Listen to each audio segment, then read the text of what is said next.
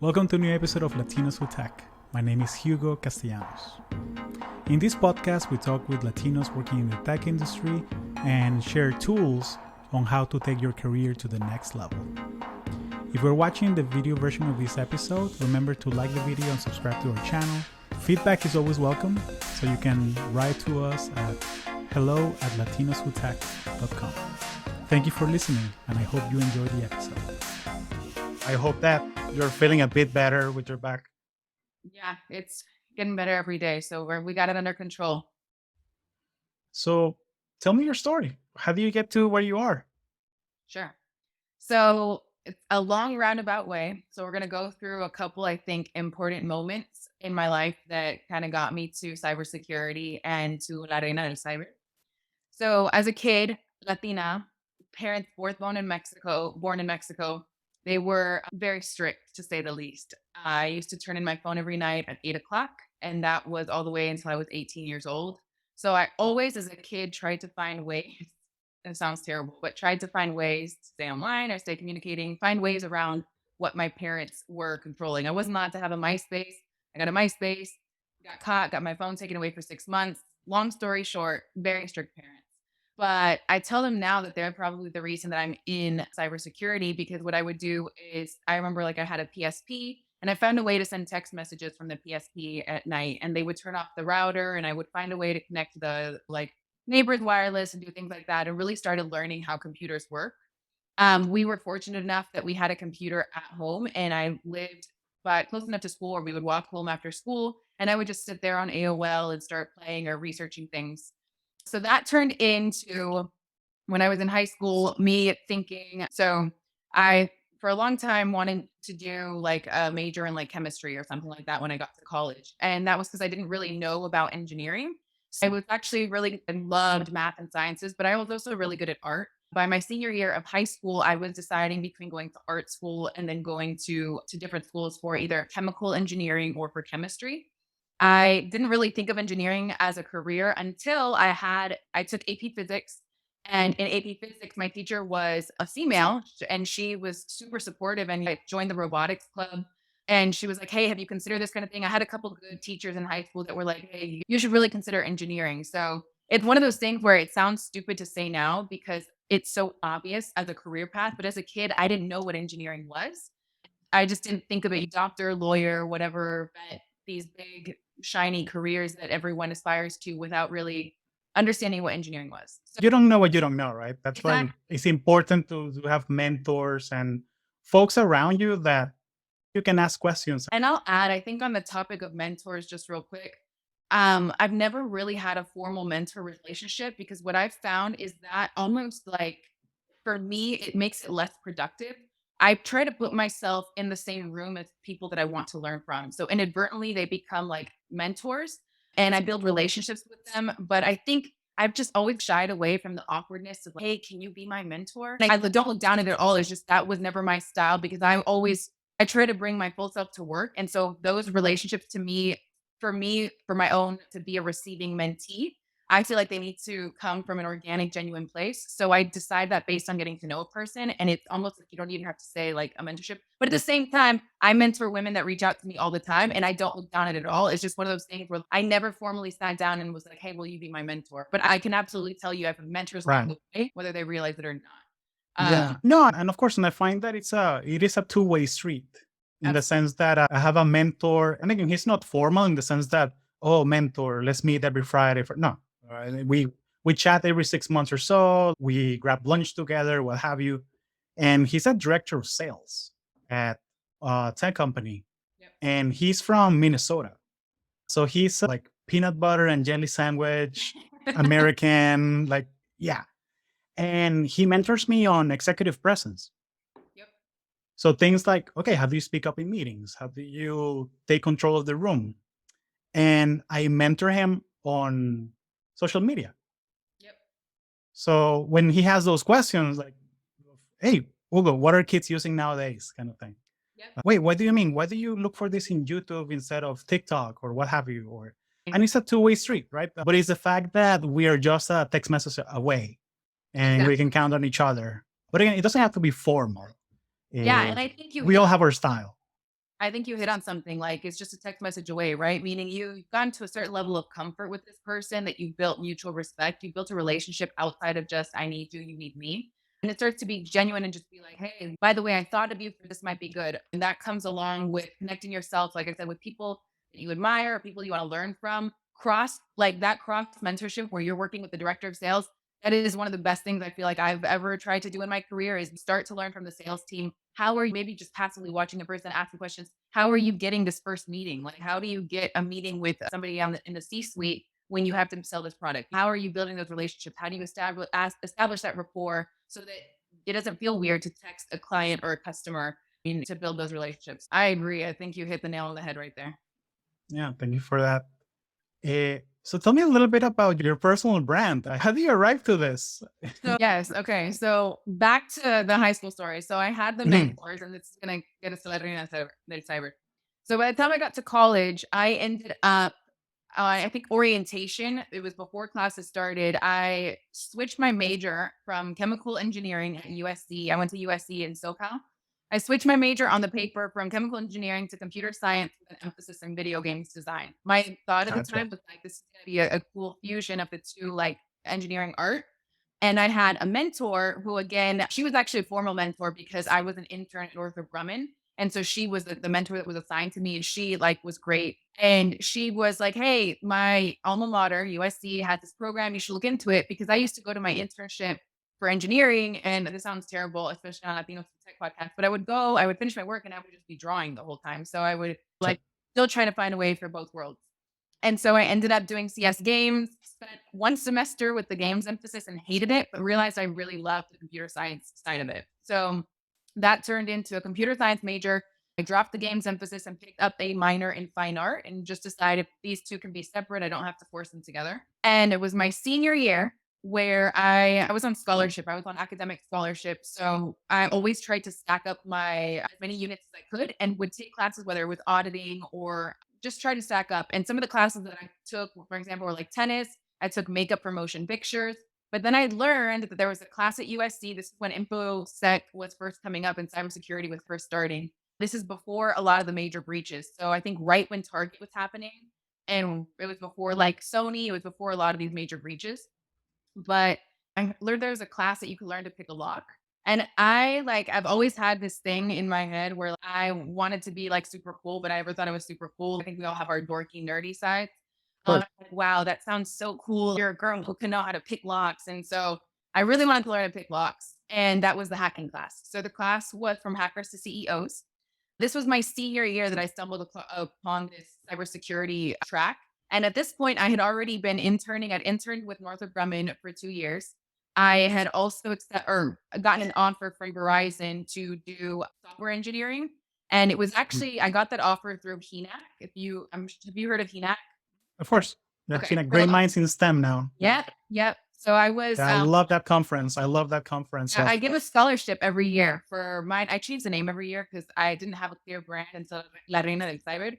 But I have the Latina STEAM Team Scholarship. And so there's been five recipients so far that I do a scholarship for every year through PNAC. So How is that structured? Do you administer the requirements of who gets it? Do you give the it's money to the organization? what I had done this. My thing was as soon as I got the scholarship, this is part of my mission is to always pay it forward.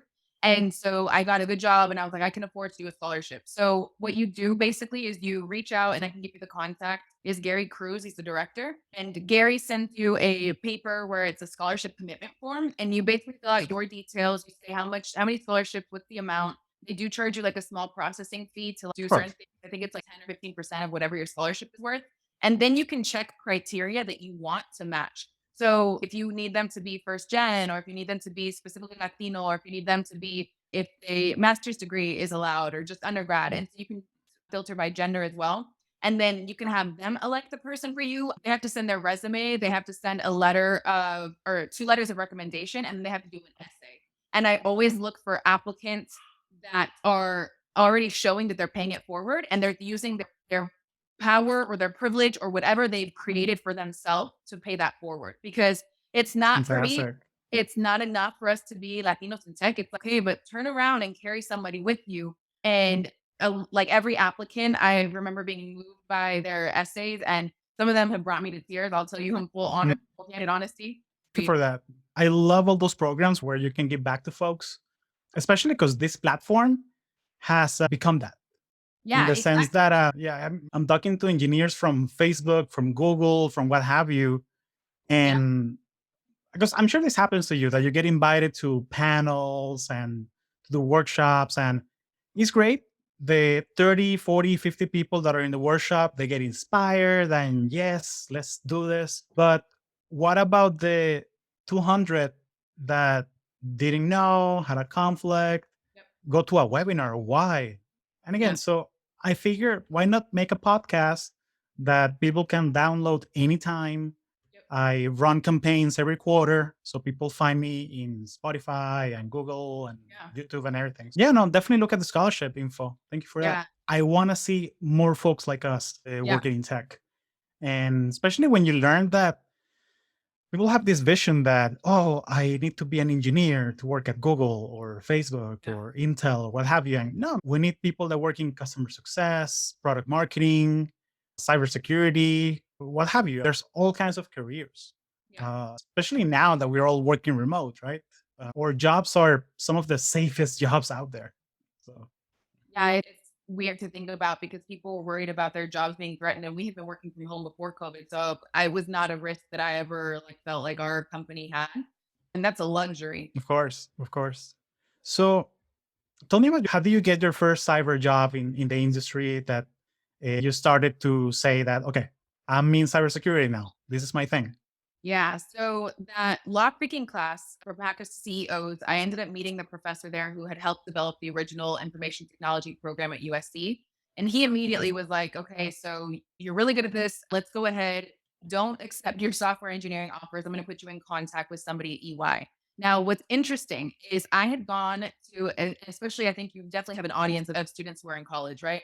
I had Yep. gone to the recruiting event and I'm telling you, like, I'm very much a feeling person. So I went to some of these events and I was like, this is not for me. Okay. Hmm. I say this now because I worked at EY. I went to the EY event and I was like, this is not for me.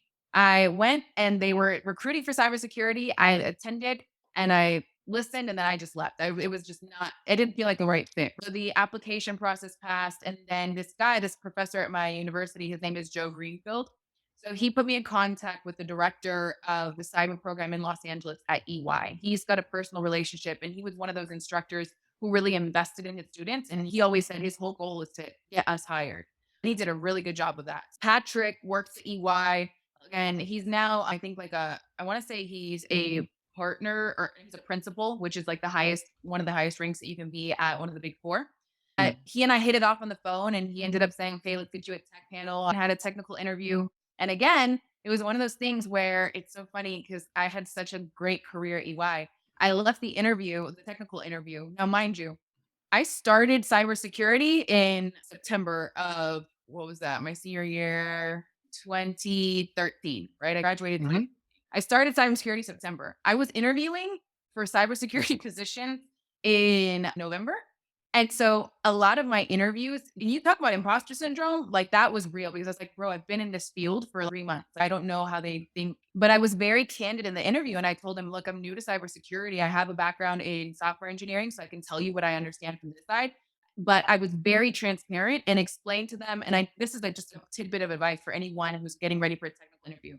Don't be afraid to say, I don't know, but don't leave it there. You say, I don't know, but this is based on what I know about these other things. This is how I'm going to solve this. You could miss the mark, but what you're showing that interviewer is this is how this person thinks. This is what they do know. And if you hit on something, let's say they ask me how the internet works, and I'm like, God, I would never say this, but I don't know how the internet works. But I know that when I log into my computer, I got to type XYZ in the browser, and I always notice this thing here, something with DNS, right? And then I tell them, oh, like that's a keyword for them to be like, oh, so you know about DNS. And we can start digging deep into, oh, yeah, I actually love DNS. I've done Right. all these different things, right? So get talking. Don't stay silent. Even if you don't know, it's okay to say, you know what, this is not an area that, and I've seen this done also in interviews because I interview people in my role now for technical Hmm. role. The ones that do well are the ones that are, hey, I'm not 100% sure on this, but this is how I think it would solve. Don't be afraid to target the problem. Don't be afraid to be wrong, but also be humble and don't just make things up if you actually don't know what you're talking about. So a lot of times the person interviewing you obviously knows the answer. If that, so basically, I started off in the digital forensics incident response side of the house. And so that team was supposedly going to be doing investigations. Now, when I was there, we were still building out the practice, which means we were doing a lot of more security consulting, like creating policies, interviewing with key stakeholders. It was a lot more almost auditory risk compliance side of the house. And I lasted about 9 months before I told them, like, I'm out. I got an offer. I actually ended up getting an offer for the security team for Facebook.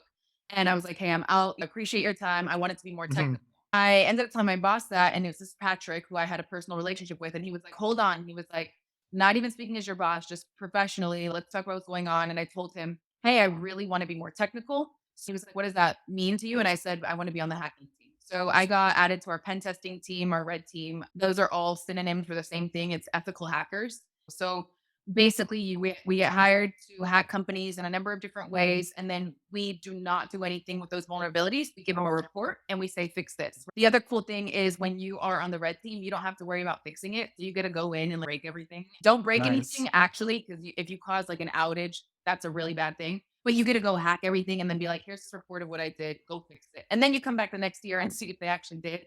A lot of times they don't, unfortunately. I think like that freedom of actually being able to break into the system and break stuff without having to clean it up reminds me a lot of like going to my tio's house and cooking. Uh, the fact that I feel way more creative just because he has a bigger kitchen and he has nicer knives and things like that. Hey, but at the end of the night, hey, ciao, tio. See you next Sunday. That's so funny. See, so they retained you that way. They made you more technical at EY. Yeah, and so I It's accepted that. awesome. I didn't for me, like, it wasn't a money thing, so I didn't ask, I didn't negotiate a pay bump or anything. I really just wanted to be technical, and so I did that. And, for consulting, you're on the road a lot, so that's ultimately what led to me leaving, is I was just burning out because in between that I had been in LA for all of this, and then I decided to move to Atlanta because I just wanted to switch things up. I was living Right. at my parents' house for the first couple years while I was working and was traveling a lot, but I was like, "Hey, I wanna move out, but I don't wanna pay LA rent." Of course. So if I move, I'm gonna actually move. So I ended up coming to Atlanta. And Nice. that lasted about 2 years here before I really started to burn out. We were doing a lot of travel. So I started looking elsewhere and I ended up at Tanium. And so now at Tanium is a software company. We're a vendor.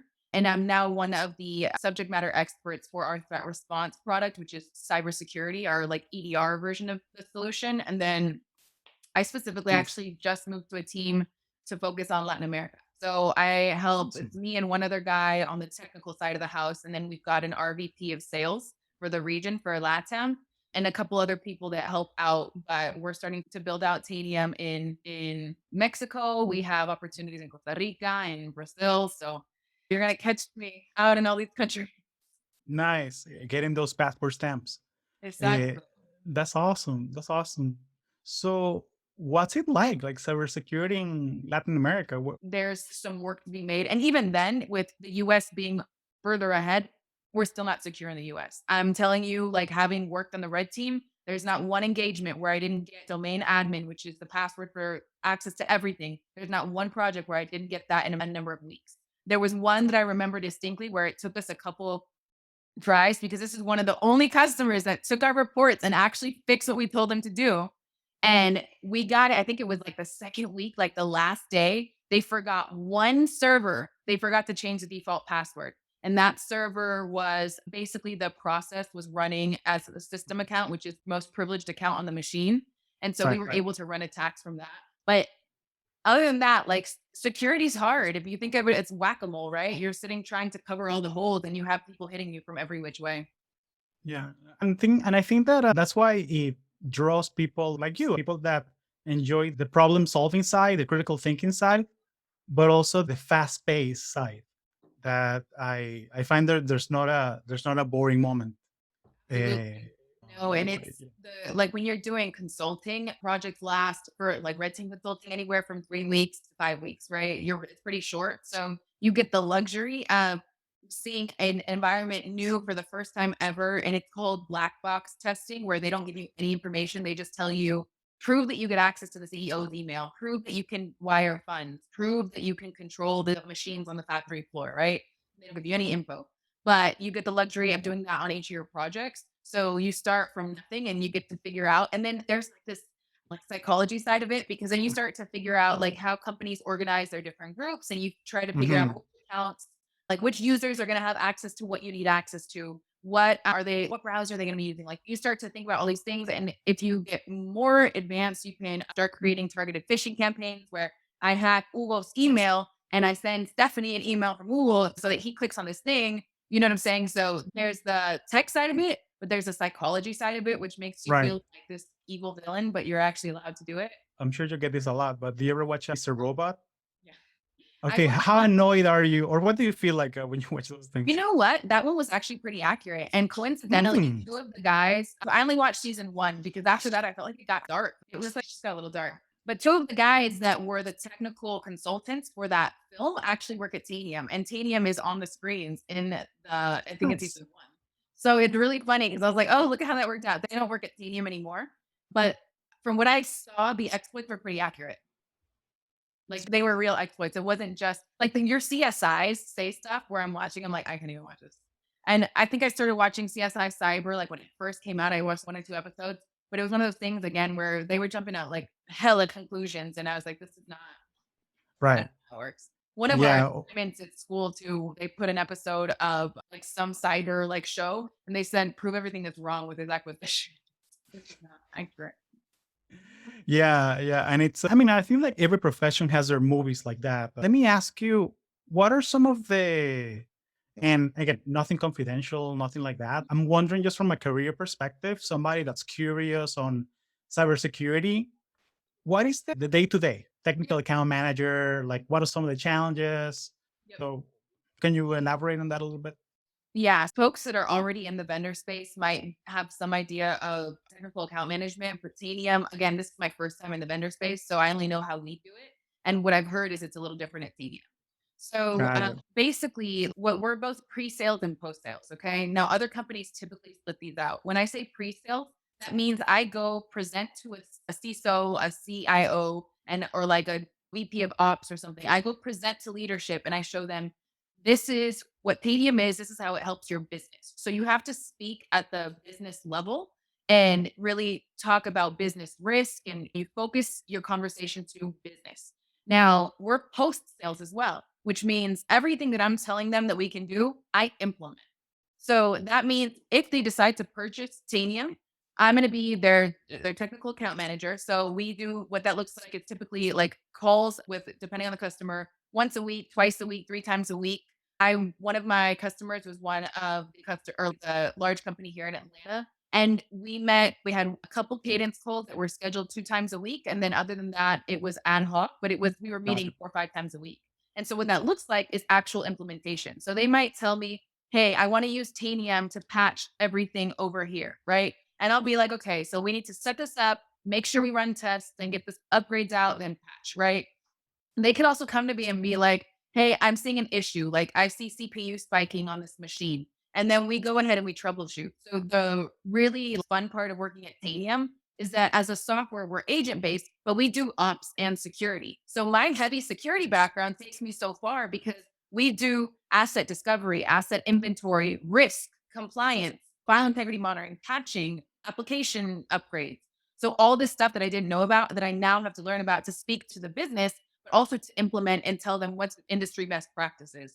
So it's been like this really fun thing. So my day to day is if I'm not on calls right now, because I told you we're building out Latin America, a lot of Mhm. my calls are with prospects. Hey, we have these use cases, or they'll tell us we have these, tenemos esos casos de uso, cómo se hace esta cosa con Tanium.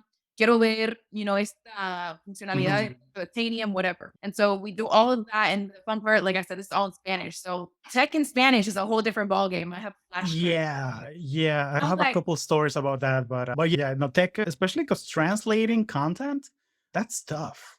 That's I tough. remember when I first started, I was like looking, and some websites will say firewall, some websites will say pared de fuegos, and they'll say Oh that's my the technical God. term. And so I'll catch myself like, that don't sound right. I'm pretty sure we have a firewall, like when we're, but so there's things like that where it's not intuitive, or there's just a lot. But I have my little flashcards, and it's we're learning real quick. No, Yeah, and, so and, and I find that when you are having those engagements with customers in Latin America or anywhere else, I find that telling them a story will engage them. Okay. And then showing the terminology, even if it's in English, like it will resonate. Oh, I got I had this experience that I was presenting to some directors of these, I can't say their name, but they're an OEM in Mexico. They okay. make PCs. Okay. And Hugo, and I asked them, Hugo, do you want me to do the presentation in Spanish, in English, what have you? And they told me, Hugo, you can do it in English. Yep. We're gonna understand it, and it will actually be better from us because all the technical stuff is in English anyway. Yeah. So at the end of the day, it was easier for me.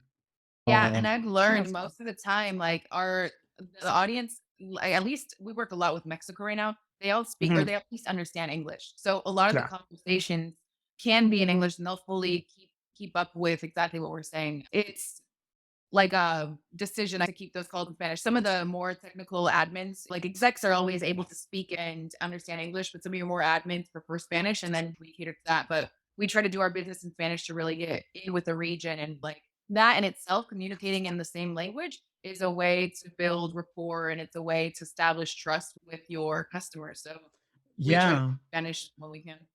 Definitely. It happened to me that I was traveling with my team to Panama, and we had a giant technology conference there with Mhm. 450 customers. And when I say customers, I mean like companies. So Yeah. probably like 3,000 people from different like director level, C level. Yep. And I remember that my boss at the time, he threw me into the ocean in the sense that, hey, Hugo, do you want to do a presentation for C level folks someday? Yeah, I would love to. Okay, today's the day. There you go. So I'm gonna do the 9 a.m. You take over at 9:30. Okay, that's awesome. Thanks, boss. So I did it in Spanish, and I didn't. And again, really good feedback. They loved it. And at the end of the day, one of these C-level folks approached me and told me, "Hey, Hugo, so what these folks are saying here that estos gringos me están mintiendo, me están diciendo la verdad." Just because the fact that I said it in Spanish, even though we're in the same company, like Yeah. he believed my opinion more. My Yep. opinion had more weight because I'm one of we work in the same Exactly. team. If you will. And you hear we've had meetings where I'll bring on like a subject matter expert to talk about something, but they don't speak Spanish.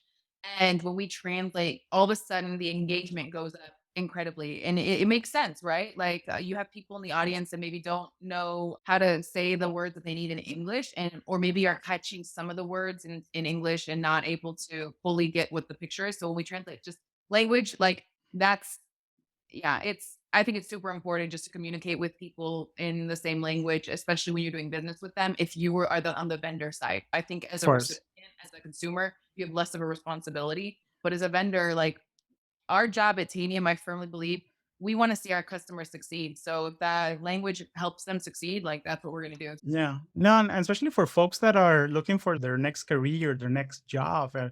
If you have language skills, you need to market them, Yeah. And especially in a remote world. That hey, I can do customer success for Spain from anywhere. exactly. Exactly. Exactly. That's awesome. That's awesome. I'm sure that you get this question a lot. And you have a really nice video that we'll put in the show notes so folks can get that question answer of how do I break into cybersecurity? How do I find my Yeah. job in Yeah. cybersecurity? Yeah. But So so how do you go about it? If you're curious, you're technical, but you're in defense, how would you go about it? yeah, so there's a lot that you can do. My path to entry, like I said, started with just trying to get around my parents' rules, and it turned into wanting to pick a lock. And I sound like an evil villain. Funny enough, when I was in middle school, I played the villain in the play every year. Like I was even cast as Jafar in Aladdin, like a male. I loved playing the villain, which translates into my career. But That's amazing. basically, I think the first step is I always tell people start from the life you want because that's going to ultimately cater to what's going to make you happy in a career. Back when I was telling you guys the EY thing, I left that technical interview and I was going to turn down the offer. I think I was scared of the travel. I was like, I don't want to do consulting. Like, and so I'm going to be gone all the time. And I remember randomly, like a doctor that I went to see during my senior year was like, "What's the risk? What's the worst thing that happens if you hate the job, you quit, you think you're not gonna, you think you're not gonna find anything?" And she made me realize that just to take that leap. So with cyber, it's one of those things like, what's the risk for you trying to figure out if you like it or not, right? but start from what kind of life you want. So does that include like you working from home? Does that include you want to travel a lot? Does it include international travel?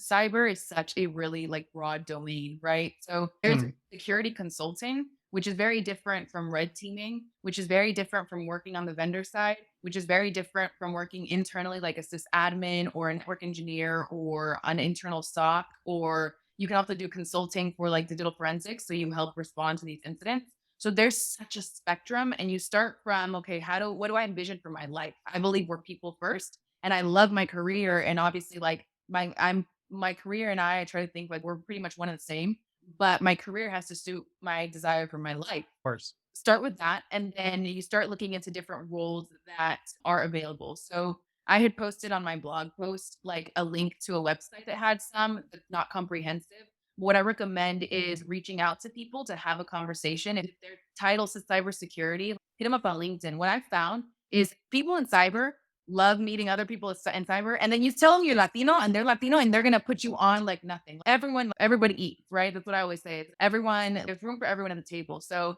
if somebody hits me up and they're like, hey, I'm having these questions about cyber, I do my best to answer them, and I get them on Slack and they message me. And I've met with the last few weekends, I've met with different people that have just found me on social media or on LinkedIn. And we just have a conversation about what they want.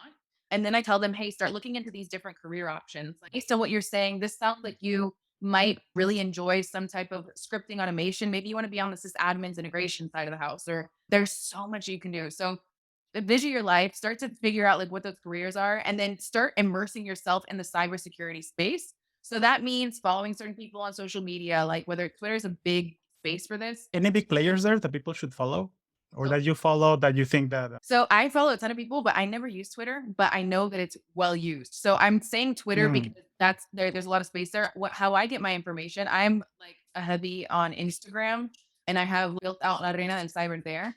On you or on Twitter, I'll click and I go in like maybe once a month and read articles. But the main way to really immerse yourself, I'd say, is Feedly. And a lot of people that are active on Twitter also have blogs. And so Of the course.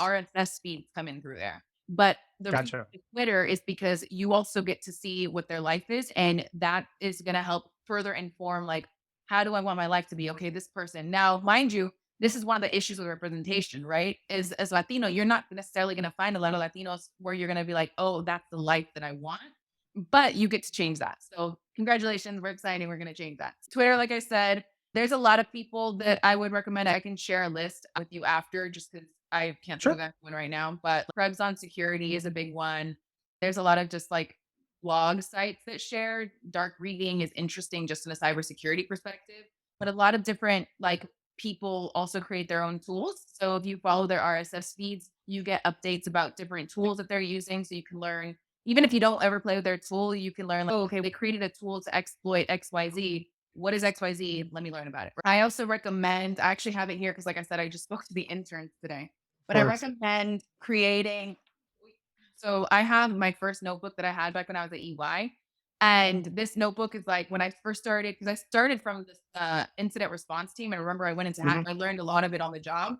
So I have all of my super OCD colored notes, really Beautiful. detailed notes.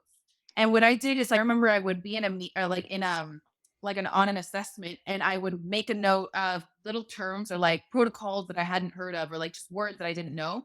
And then I would go and start with just getting a Wikipedia level understanding. That's literally all you need, because I think it's overwhelming when, especially in cybersecurity, I'm still learning. There's so much I don't know. And so when you're trying to jump in, it feels like you're like, oh my God, like I don't even know where Claro. to start. So just start with a Wikipedia level understanding, and then pieces will start to connect, like I promise you. And part of that means just reading articles that interest you. Like, God forbid, another big company gets breached. Start reading the Mhm. technical articles, how it happened. It's not going to all make sense, but that's where you say, okay, you highlight this and you go look that up. And once you start to feel comfortable with that, the next step is, and if you're technical, maybe you start with this step, create a lab. You're not going to learn Mhm. if you don't, if you're not hands on. Of So the course. same way, like if you're a hardware engineer, you're probably in there building, you're playing with different things. You need to have a virtual lab. So that turns into investing at least in a computer that can run at least two virtual machines, but you really, in an ideal space, have something that can run more. There are really affordable Dell Optiplex servers that you can Mhm. get that have like specs that are a little more hefty that will support more VMs. And then you can start setting things up. And VM virtual machine, if you guys don't know, that'll help you start to set up an environment that looks like a corporate domain, and then you can start running attacks. But before you get to a lab, there's also a lot of like online, like there's Hack the Box where you can create an account and you use your own computer to hack into boxes that they pre-staged. So you can start on somebody else's like infrastructure and then create your own lab when you're ready. That's Definitely, like I awesome. said, figure out what life you want, figure out what it is that you want to do. Once you figure that out, then start immersing yourself in the tech and cyberspace specifically, and then start playing with things. Like you have to learn by creating scripts or setting up a domain or creating accounts, whatever it is. That's the easiest way, or hardest and easiest at the same time. Of course. And that's an idea for a YouTube video for you, that setting up your first lab, Yeah. especially because there's a lot of choices and you don't need a whole lot. You don't need a whole lot. You didn't need a dedicated PC. Like I have two NAS drives right here next to me. And Okay. again, I'm on my Mac now, but I have my PC right here next to me. So we have so much hardware laying around that you can figure something out. You can figure something out. How many old iPhones or Android phones do you have laying around the house? Put those to some good use. Can A I lot of them, I play think, with the OS? I was gonna say, I think on Android you can install Kali Linux now. And so like you can set up, yeah, there's a ton you can do. And so I think you just have to have the curiosity to do it, right? The oh, I wonder if this works here. And then I'm sure somebody's written an article. And if they haven't, congrats, you get to write that article and you're the expert in that thing. Yeah. And I find that it's helpful also to think of that idea of shipping stuff. Like Facebook, they're obsessed with this idea of ship fast, move fast, break things. But the idea that you go from a divergent phase where you're researching, like, for example, I want to make this podcast episode with you. Yep. So I went through a divergent phase where I'm like, okay, so let me research Stephanie, her website, her YouTube channel, her LinkedIn page, put together some notes, and done. Yep. Now I work to the convergence stage where, okay, let's record the podcast, let's edit, let's take out the nuggets and ship, and we're done. Yep. Like, I don't need to like write a biography on you. I need to come up with this package of 35 minutes of, okay, who's Stephanie and why she's amazing and why you should go right now to La Reina del Cyber and check it out. Yep. Yeah, I agree. And I think like you talked about it too, I think before we were recording, but this, I think we all struggle from, we have this idea and it's like, how do I get this implemented? And I had this idea of starting to really put my own content, my own thought leadership online. And it's one of those things where you're like, okay, I know, like I said, I work with experts in the field, right? So I'm like, they should be doing it. No. And I always had an excuse to convince myself not to do it. And you start to realize like you have a voice, you have an audience, you have a unique Mhm. story that people are going to tap into, whether it's just who you are, whether it's because that they enjoy seeing somebody that they identify with, they relate to. And so that's where La Reina del Cyber came out. And then we had to evoke the Teresa Mendoza icon because I binge watched both That's in awesome. quarantine, and I was all here for. I was really sad when it ended, but season 2 was incredible. If you need a novela to watch. Stephanie, you've been amazing. Thank you so much for sharing your wisdom with us. In the show notes, you can go follow her on Instagram and all her social media. And I'm wondering, is there anything else that you'd like to share with this audience of Latinos, Latinas that work in tech or want to work in tech someday? Yeah, I'd say focus just in your life on building the mentality that gives you hope because I firmly believe like in faith and in everything that I've been able to accomplish, you can do anything you want. And sometimes it's hard and sometimes you don't feel like there's a way, but my advice has always been like if somebody tells me no, I respect their opinion, but I'm going to find another way to do it. And you need a little bit of that audacity, especially in a field like in technology where there's a lot to learn, right? You might get a lot of no's, you might run into a few hiccups and bumps in the road, but you got to find out in your head what's driving you and really start to believe I belong here and things fall into place. I promise they you have to have that faith in God, que nos va a cuidar, and you have to have your own like self faith in yourself to know things are going to work out because you're capable and you deserve to be here and you belong here. And that being said, that'll give you the motivation to push through and be smart when you're networking or when you're looking into new jobs. Talk to people. Blindly submitting your resume, I'm telling you, No, that I doesn't work. That doesn't work. no, I've applied for positions where my resume never got looked at, and I'm now advising those companies. So don't waste that time. Just make connections. And again, that goes through making genuine, legitimate connections with people, authentic connections. So yeah, be yourself, make those connections, and have faith. Like I promise it will. Yeah, yeah. No, that's amazing. Stephanie, thank you so much. It's a pleasure talking with you. Thank you so much for having me, Hugo. It's been a delight.